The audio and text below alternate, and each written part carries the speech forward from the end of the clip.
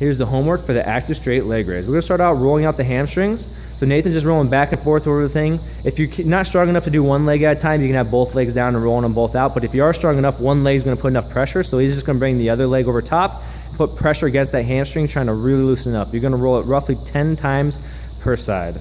From there, we're gonna go over to the hip flexor TFL area.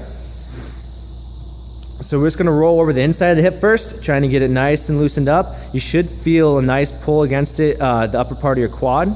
If you don't feel it there, then go ahead and roll out to the outside of the hip flexor, the IT band area, and we're gonna roll that out and trying to feel it. And you're just looking for something that's kind of stiff as you're rolling. We're gonna roll it 10 times per spot there. For our corrective exercises, we're gonna do hip flexor pulses. In this position, he's gonna dig that back toe in, squeeze that glute. From there, he's just gonna lean into it, nice tall chest, coming back in and out. We're looking for 10 pulses per side. From there, we're gonna use a doorway or some kind of wall you can use. We call this leg lowering using the doorway, okay?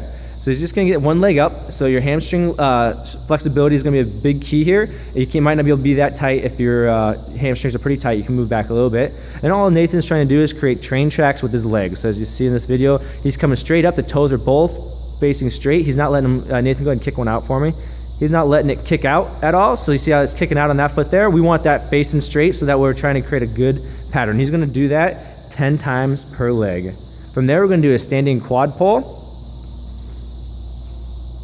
Okay, and you can use a wall if you don't have the stability like Nathan has. You can just be leaning against the wall, but we're trying to hold that for 30 seconds per leg. From there, we're gonna go to a cobra position. And these are, again, these stretches are held for 30 seconds.